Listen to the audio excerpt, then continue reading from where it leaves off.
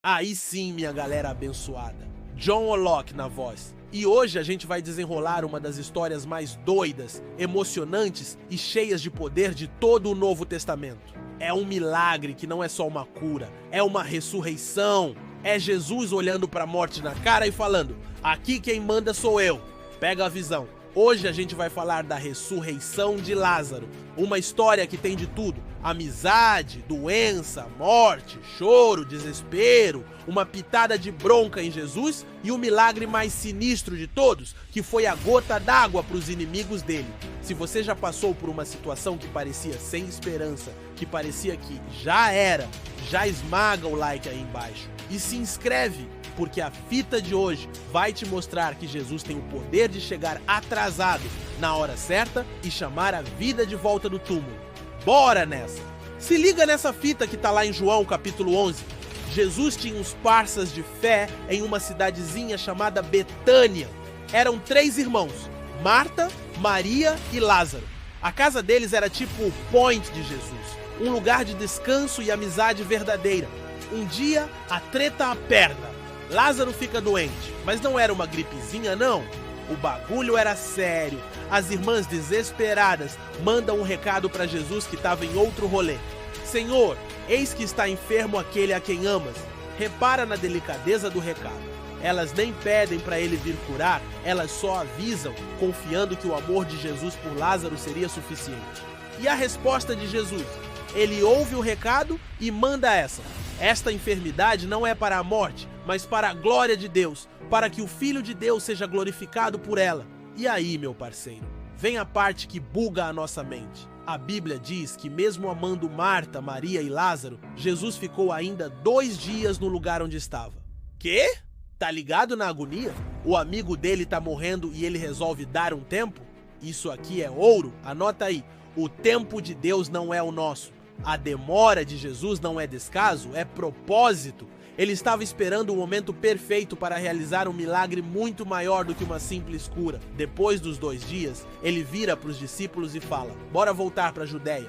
Os discípulos ficam apavorados. Mestre, os judeus ainda agora queriam te apedrejar e tu vais para lá outra vez?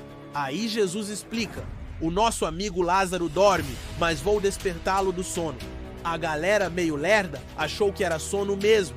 Aí Jesus teve que mandar na lata: Lázaro está morto. E completou: e folgo por amor de vós, de que eu lá não estivesse para que creiais, mas vamos ter com ele. Quando Jesus chega em Betânia, o pior já tinha acontecido. Lázaro já estava morto e sepultado havia 4 dias. 4 dias! Na crença judaica, no 4º dia, a alma já tinha ido embora de vez. O corpo já estava em decomposição. Era o fim definitivo. Não tinha mais o que fazer. Marta, a mais prática e agitada, corre ao encontro de Jesus e a fala dela é uma mistura de fé e frustração.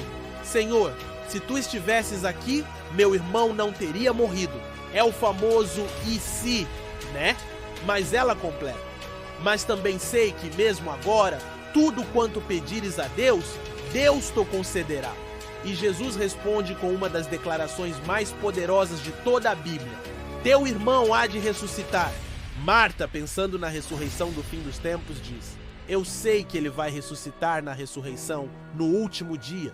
E Jesus, olhando nos olhos dela, se revela: eu sou a ressurreição e a vida. Quem crê em mim, ainda que esteja morto, viverá, e todo aquele que vive e crê em mim, nunca morrerá. Crês tu isto? Pá, quebrada celestial. Jesus não disse: eu vou dar a ressurreição. Ele disse: eu sou a ressurreição. Ele é a própria fonte da vida. Depois Maria, a mais emotiva, também vai ao encontro de Jesus. E ela diz a mesma coisa que a Marta: Senhor, se tu estivesses aqui, meu irmão não teria morrido. E cai aos pés dele chorando. E aqui, meu parceiro, a gente vê o lado mais humano de Jesus. Quando ele viu Maria chorando e os judeus que estavam com ela chorando também, a Bíblia diz que ele moveu-se muito em espírito e perturbou-se. E a frase mais curta e uma das mais profundas da Bíblia: Jesus chorou.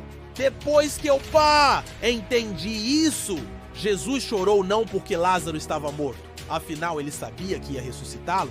Ele chorou porque ele sentiu a dor dos seus amigos. ele se compadeceu do sofrimento humano, da dor da perda, do estrago que a morte causa. Ele é um Deus que chora com a gente. Se essa imagem de um Deus que se compadece não te toca, nada mais vai. Já deixa um Jesus é fiel nos comentários. Lázaro, vem pra fora! O milagre que quebrou tudo. Jesus, ainda perturbado, chega ao túmulo. Era uma gruta com uma pedra na entrada.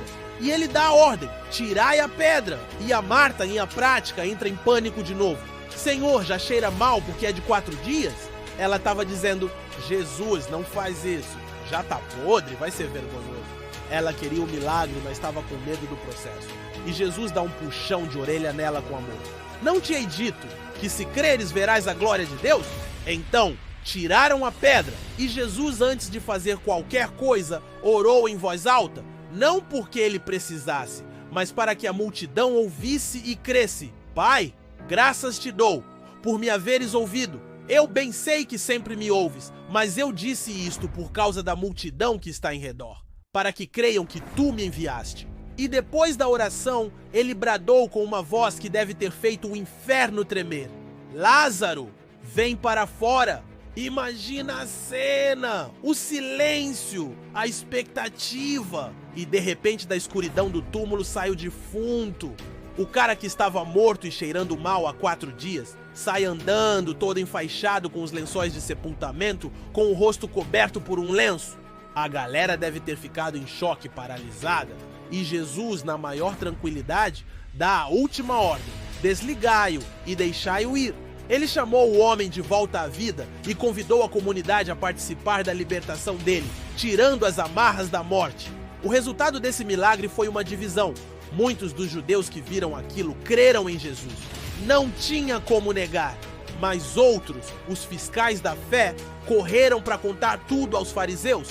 E a partir daquele momento, o Sinédrio, o conselho dos líderes religiosos, se reuniu e tomou a decisão final. Jesus precisava morrer. O milagre que trouxe vida para Lázaro foi o que selou a sentença de morte para Jesus. A prova máxima do seu poder foi o gatilho para a sua crucificação. E aí, minha galera, que história sinistra! Uma demonstração absurda do poder de Jesus sobre a morte e do seu amor profundo por seus amigos. Uma lição que nos ensina que a demora de Deus tem um propósito, que a nossa fé é testada nos momentos de maior dor e que a voz de Jesus tem o poder de chamar vida onde só existe cheiro de morte. Agora, quero ouvir o seu papo reto. O que a demora de Jesus na história de Lázaro te ensina sobre o tempo de Deus na sua própria vida? E o que significa para você saber que Jesus chora com a gente nas nossas dores? Solta o verbo nos comentários. E se essa história de ressurreição e poder te deu uma nova esperança, já sabe, né?